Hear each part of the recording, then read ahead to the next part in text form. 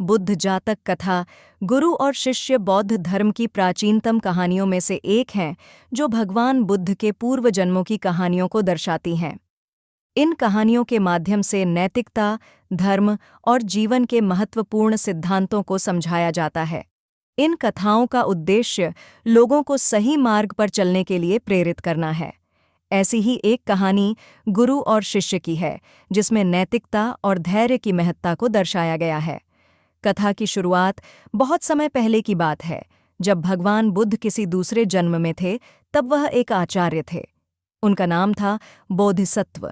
वह एक प्रतिष्ठित गुरु थे, जिनके शिष्य दूर दूर से शिक्षा ग्रहण करने आते थे। बोधिसत्व अपनी शिक्षाओं के माध्यम से शिष्यों को सत्य, अहिंसा और करुणा का पाठ पढ़ाते थे। उनकी शिक्षाओं में सबसे महत्वपूर्ण था धैर्य और अनुशासन। गुरु की शिक्षा का महत्व बोधिसत्व अपने शिष्यों को केवल पुस्तकीय ज्ञान ही नहीं देते थे, बल्कि उन्हें जीवन के वास्तविक अनुभवों से भी परिचित कराते थे। वह मानते थे कि केवल ग्रंथों का अध्ययन करना पर्याप्त नहीं होता। जब तक उसे जीवन में लागू न किया जाए, ज्ञान का कोई मूल्य नहीं होता। एक दिन बोधिसत्व ने अपने शिष्यों से कहा, जीवन में धैर्य रखना अत्यंत आवश्यक है।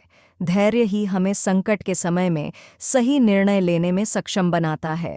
यदि तुम धैर्य खो देते हो तो ज्ञान का कोई अर्थ नहीं रह जाता। शिष्यों ने गुरु की बात सुनी, लेकिन उनमें से एक शिष्य, जिसका नाम चंद्र था, उसने गुरु की बात को समझने का प्रयास नहीं किया। उसे लगा कि वह सभी कुछ जानता है और उसे किसी की सलाह की आवश्यकता नहीं है। धैर्य की परीक्षा कुछ दिन बाद गुरु ने शिष्यों की परीक्षा लेने का निर्णय लिया। उन्होंने सभी शिष्यों को एक सप्ताह के लिए जंगल में भेजा। उन्होंने निर्देश दिया कि सभी को जंगल में जाकर अलग अलग स्थानों पर ध्यान करना होगा और जो भी कठिनाई आए उसका सामना धैर्यपूर्वक करना होगा। शिष्यों ने गुरु की आज्ञा का पालन किया और जंगल की ओर प्रस्थान किया। जंगल में जाते ही शिष्यों ने अलग अलग स्थानों पर अपने लिए उपयुक्त स्थान चुना और ध्यान करने लगे। लेकिन चंद्र ने अपने अहंकार के कारण गुरु की बात को नज़रअंदाज किया। उसने सोचा कि वह किसी भी परिस्थिति में ध्यान कर सकता है, इसलिए वह सबसे कठिन स्थान पर चला गया। वह एक ऐसे स्थान पर गया जहां पर सांपों का बसेरा था। उसे लगा कि वह इन सांपों से डरने वाला नहीं है। विपत्ति का सामना ध्यान के दौरान चंद्र को सांपों ने घेर लिया।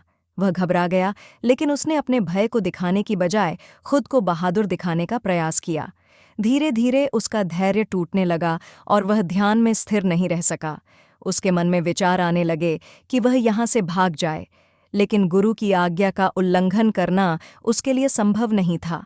अंत में वह अपने भय से हार गया और ध्यान छोड़कर वहाँ से भाग निकला। उधर बाकी शिष्य, जिन्होंने गुरु की शिक्षा का पालन किया था, ने कठिनाइयों का सामना धैर्य और संयम से किया। उन्होंने अपनी ध्यान में लीन रहकर विपत्तियों को सहन किया और अंत में सफलतापूर्वक एक सप्ताह पूरा किया। शिक्षा का प्रभाव जब सभी शिष्य वापस लौटे तो गुरु ने उनसे उनके अनुभव के बारे में पूछा। अधिकांश शिष्यों ने बताया कि उन्होंने गुरु की शिक्षाओं का पालन करते हुए धैर्यपूर्वक ध्यान किया और कठिनाइयों का सामना किया।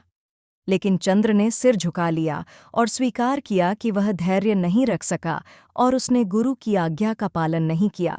गुरु बोधिसत्व ने चंद्र को प्यार से समझाया, धैर्य एक ऐसा गुण है जो हमें जीवन के हर संकट से उबार सकता है।